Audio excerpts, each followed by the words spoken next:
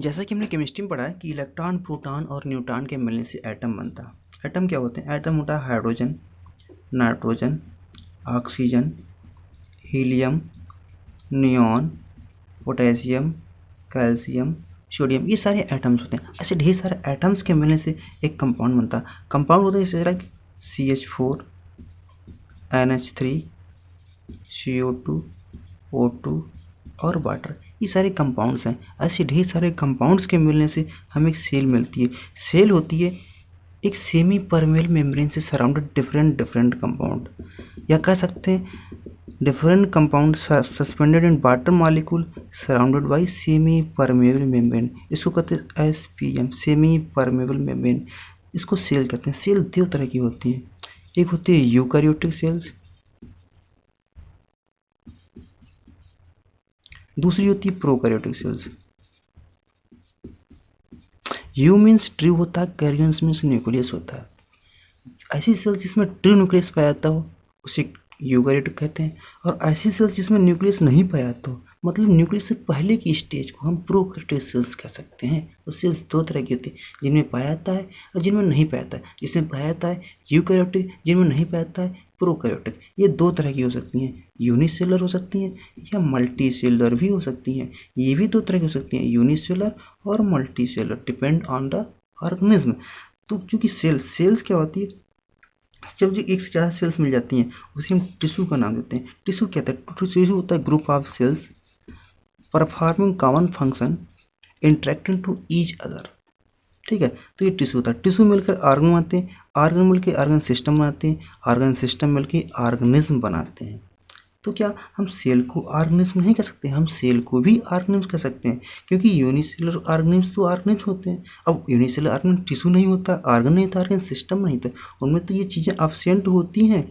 Unicellular की बात कर रहे हैं हम, यूनिसेलुलर की बात करें तो ये चीज़ें एब्सेंट होती हैं। मल्टीसेलुलर में ये सारे स्टेप पाए जाते हैं। तो क्या हम सेल को ऑर्गेनिज्म कह सकते हैं? बिल्कुल कह सकते हैं, बिल्कुल कह सकते हैं। ठीक है, क्योंकि अमीबा यूनिसेलुलर ऑर्गेनिज्म है और ह्यूमन बॉडी, कॉकरोच, अर्थवर्म ये मल्टीसेलुलर। तो अर्थवर्म, कॉकरोच, ह्यूमन बॉडी, इन सारे स्टेप से उनका ऑर्गेनाइजेशन होता है। लेकिन यूनिसेलुलर का डायरेक्ट सेल को हम ऑर्गेनिज्म कह सकते हैं। ठीक है, तो ग्रुप ऑफ ऑर्गेनिज्म को हम एक स्टेप आगे पहुंचेंगे। ग्रुप ऑफ ऑर्गेनिज्म को पॉपुलेशन कहते हैं। पॉपुलेशन का दूसरा नाम स्पीसीज भी कह सकते हैं। स्पीसीज क्या होती है? स्पीसीज होती है एक दूसरे की, जब ग्रुप ऑफ इंडिविजुअल एक ही तरह के हो, इंटरब्रीडिंग हो, एक ही तरह के हों और इंटरब्रीडिंग हो, उसे हम स्पीसीज कह सकते हैं। इंटरब्रीडिंग पॉपुलेशन कह सकते हैं, इंटरब्रीडिंग पॉपुलेशन को स्पीसीज कहते हैं। ओके, अब ग्रुप ऑफ पॉपुलेशन को डिफरेंट स्पीसीज की पॉपुलेशन को हम कम्युनिटी कहते हैं। कम्युनिटी मतलब एक से ज़्यादा स्टेप हो, एक से ज़्यादा स्पीसीज पाई जाती हैं किसी पर्टिकुलर एरिया में, हम उसको कम्युनिटी कहते हैं। कम्युनिटी डिफरेंट कम्युनिटी जब मिलती हैं तो हम उसे इकोसिस्टम कहते हैं। इकोसिस्टम की प्रॉपर्टी क्या होती है? मतलब community interacting with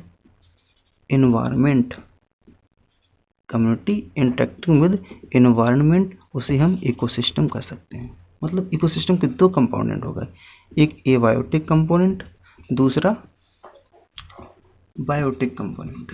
biotic component मतलब कम्युनिटी या स्पीसीज कह सकते हैं, या पॉपुलेशन कह सकते हैं, या फिर ऑर्गेनिज्म कह सकते हैं। मतलब biotic component interacting with abiotic component, उसे हम कहते हैं इकोसिस्टम कहते हैं। राइट, इसके आगे बढ़ते हैं बायोम पे।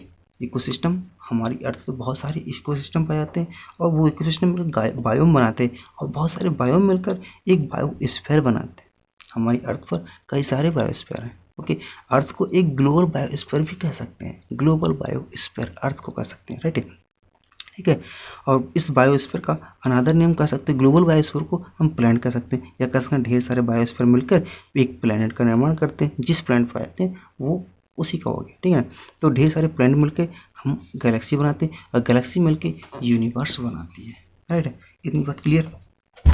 चलिए आगे बढ़ते हैं एक स्टेप कि हम कहाँ क्या क्या पढ़ते हैं। हमने पढ़ा इलेक्ट्रॉन, प्रोटॉन, न्यूट्रॉन के मिलने से एटम बनते हैं, एटम से कंपाउंड बनते हैं। हम इस चीज़ को कहाँ पढ़ते हैं? हम इस चीज़ को पढ़ते हैं केमिस्ट्री के अंतर्गत, है ना, केमिस्ट्री में पढ़ते हैं। बाकी सेल से लेकर, थोड़ा रोटेट करते हैं इसको, सेल से लेकर बायोस्फीयर तक की जो स्टडी होती है उसे हम बायोलॉजी कहते हैं। इसकी एक कंडीशन ये है कि इसमें सारी चीज़ कहीं ना कहीं देखो तो बायो हर एक चीज़ में प्रेजेंट है। सेल से लेके बायो स्पीड तक बायो ही बायो। बायो मीन्स होता है लाइफ, बायो मीन्स लाइफ होता है।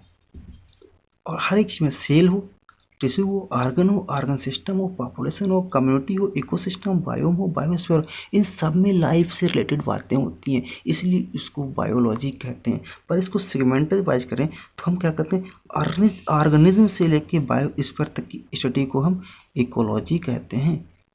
ऑर्गेनिज्म से लेके बायोस्फीयर तक की स्टडी को इकोलॉजी कहते हैं। क्यों कहते हैं? क्योंकि इकोलॉजी की डिफिनेशन ही होती है, चलिए लिख के बताते हैं। इकोलॉजी की डिफिनेशन ही कहती है कि जब कोई ऑर्गेनिज्म दूसरे ऑर्गेनिज्म में इंटरेक्ट करता है, एक ऑर्गेनिज्म दूसरे ऑर्गेनिज्म से इंटरेक्ट करता है या फिर इन्वायरमेंट से इंटरेक्ट करता है, दोनों बातें हैं, इन्वायरमेंट से इंटरेक्ट करता हो या ऑर्गेनिज्म से इंटरेक्ट करता हो, उसकी स्टडी को कहते हैं बायोलॉजी, इकोलॉजी। मतलब ऑर्गेनिज्म से इंटरेक्ट करता हो या फिर ऑर्गेनिज्म इन्वायरमेंट से इंटरेक्ट करता हो, उसकी स्टडी को कहते हैं इकोलॉजी। और इकोलॉजी प्लस सेल से लेकर बायोस्फीयर तक की स्टडी को बायोलॉजी कहते हैं। बाकी बची इस प्लैनेट, गैलेक्सी और यूनिवर्स की स्टडी को कहते हैं एस्ट्रोलॉजी।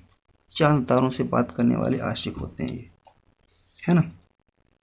चलिए तो आज हमने इतना सीखा, अगली क्लास में फिर देखते हैं कुछ नया, कुछ शार्ट ट्रिक के साथ आते हैं।